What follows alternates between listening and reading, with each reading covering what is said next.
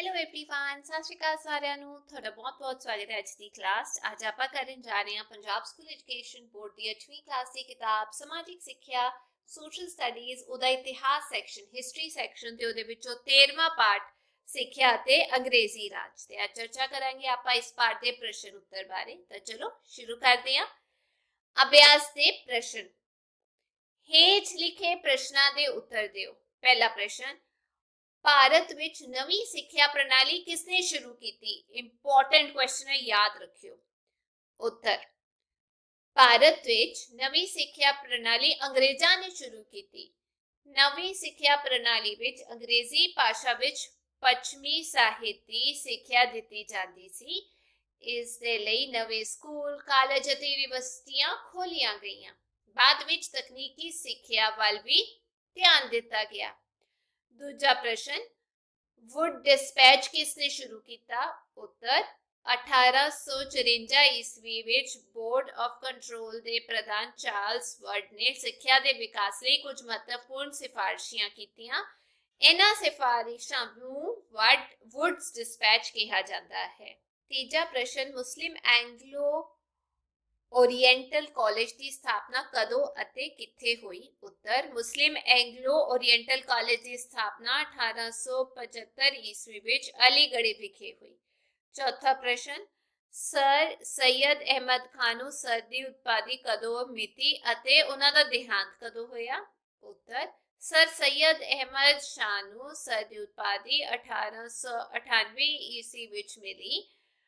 इसे साल अर्थात 1898 ईस्वी विच उन्हां दा देहांत हो गया। पंजवां प्रश्न, राजा राम मोहन राय किहड़ियां भाषावां दे विद्वान सन? उत्तर, राजा राम मोहन राय बंगाली, फारसी, संस्कृत, उर्दू, अंग्रेजी अते ग्रीक यानी यूनानी भाषावां दे विद्वान सन।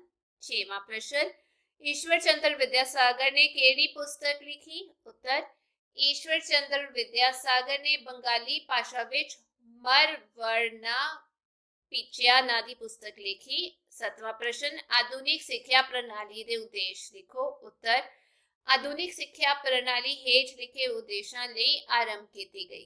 पहला, अंग्रेजां नूं भारत विच अपना शासन चलाउण लई पढ़े लिखे लोकां दी जरूरत सी।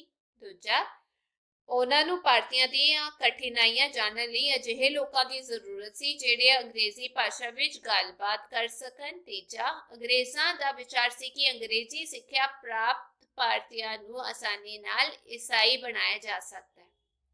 ਅੱਠਵਾਂ ਪ੍ਰਸ਼ਨ, ਹੰਟਰ ਕਮਿਸ਼ਨ ਦੀਆਂ ਸਿੱਖਿਆ ਸੰਬੰਧੀ ਸਿਫਾਰਸ਼ਾਂ ਲਿਖੋ। ਉੱਤਰ, ਹੰਟਰ ਕਮਿਸ਼ਨ ਦੀ ਨਿਯੁਕਤੀ 1882 ਈਸਵੀ ਵਿੱਚ ਹੋਈ। ਉਸ ਦੀਆਂ ਸਿੱਖਿਆ ਸੰਬੰਧੀ ਮੁੱਖ ਸਿਫਾਰਸ਼ਾਂ ਹੇਠ ਲਿਖੀਆਂ ਸਨ। ਪਹਿਲਾ, ਪ੍ਰਾਈਵੇਟ ਸਕੂਲਾਂ ਨੂੰ ਬਹੁਤ ਸਾਰੀਆਂ ਗ੍ਰਾਂਟਾਂ ਦਿੱਤੀਆਂ ਜਾਣ। ਦੂਜਾ, ਸੈਕੰਡਰੀ ਸਕੂਲਾਂ ਵਿੱਚ ਸੁਧਾਰ ਕੀਤੇ ਜਾਣ। ਤੀਜਾ, ਔਰਤਾਂ ਨੂੰ ਸਿੱਖਿਆ ਦਾ ਵਿਸ਼ੇਸ਼ ਪ੍ਰਬੰਧ ਕੀਤਾ ਜਾਵੇ। ਚੌਥਾ, ਵਿਦਿਆਰਥੀਆਂ ਨੂੰ ਸਰੀਰਕ ਅਤੇ ਮਾਨਸਿਕ ਸਿੱਖਿਆ ਦਿੱਤੀ ਜਾਵੇ। ਸਕੂਲਾਂ ਅਤੇ ਕਾਲਜਾਂ ਵਿੱਚ ਸਰਕਾਰੀ ਦਖਲ ਅਧਿਕ ਨਾ ਹੋਵੇ। ਨੌਵਾਂ ਪ੍ਰਸ਼ਨ, ਪੱਛਮੀ ਸਿੱਖਿਆ ਪ੍ਰਣਾਲੀ ਦੇ ਪ੍ਰਭਾਵ ਲਿਖੋ। ਉੱਤਰ, ਪੱਛਮੀ ਸਿੱਖਿਆ ਪ੍ਰਣਾਲੀ ਦੇ ਹੇਠ ਲਿਖੇ ਪ੍ਰਭਾਵ ਪਏ। ਪਹਿਲਾ, ਅੰਗਰੇਜ਼ੀ ਸਿੱਖਿਆ ਨੇ ਉੱਚ ਸਿੱਖਿਆ ਵੱਲ ਕੋਈ ਧਿਆਨ ਨਾ ਦਿੱਤਾ। ਨਤੀਜੇ ਵਜੋਂ ਭਾਰਤੀ ਭਾਸ਼ਾਵਾਂ ਦਾ ਵਿਕਾਸ ਨਾ ਹੋ ਸਕਿਆ, ਜਿਸ ਨਾਲ ਭਾਰਤੀਆਂ ਦਾ ਉੱਚ ਸਿੱਖਿਆ ਨਾਲੋਂ ਸੰਪਰਕ ਟੁੱਟ ਗਿਆ। ਪੱਛਮੀ ਸਿੱਖਿਆ ਪ੍ਰਾਪਤ ਭਾਰਤੀਆਂ ਨੂੰ ਵਿਦੇਸ਼ੀ ਇਤਿਹਾਸ ਪੜ੍ਹਨ ਦਾ ਮੌਕਾ ਮਿਲਿਆ। ਪੱਛਮੀ ਸਿੱਖਿਆ ਦੇ ਪ੍ਰਸਾਰ ਨਾਲ ਭਾਰਤ ਵਿੱਚ ਅੰਧ ਵਿਸ਼ਵਾਸਾਂ ਨੂੰ ਖਤਮ ਕਰਨ ਵਿੱਚ ਸਹਾਇਤਾ ਮਿਲੀ। ਪੱਛਮੀ ਸਿੱਖਿਆ ਨੇ ਭਾਰਤ ਵਿੱਚ ਰਾਸ਼ਟਰੀ ਜਾਗ੍ਰਿਤੀ ਉਤਪੰਨ ਕੀਤੀ। ਅੰਤੋਂ ਗੁਲਾਮੀ ਤੋਂ ਮੁਕਤੀ ਪਾਉਣ ਵਿੱਚ ਸਫਲ ਰਹੇ।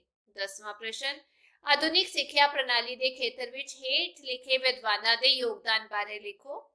ਪਹਿਲਾ, ਰਾਜਾ ਰਾਮ ਮੋਹਨ ਰਾਏ। ਐੜਾ, स्वामी दयानंद सरस्वती। तेजा, स्वामी विवेकानंद। सस्सा, ईश्वर चंद्र विद्यासागर। शुरू करते हैं। उत्तर, ओड़ा, राजा राम मोहन राय का योगदान। राजा राम मोहन राय भारतीयों ਨੂੰ ਪੱਛਮੀ ਸਿੱਖਿਆ ਦਿਵਾਉਣ ਦੇ ਪੱਖ ਵਿੱਚ ਸਨ। ਉਹਨਾਂ ਨੇ ਸਮਾਚਾਰ ਪੱਤਰ ਕੱਢੇ ਅਤੇ ਬੰਗਾਲੀ ਭਾਸ਼ਾ ਵਿੱਚ ਭੂਗੋਲ, ਖਗੋਲ ਵਿਗਿਆਨ, ਵਿਆਕਰਣ, ਬੀਜ ਗਣਿਤ ਆਦਿ ਵਿਸ਼ਿਆਂ ਤੇ ਪੁਸਤਕਾਂ ਲਿਖੀਆਂ।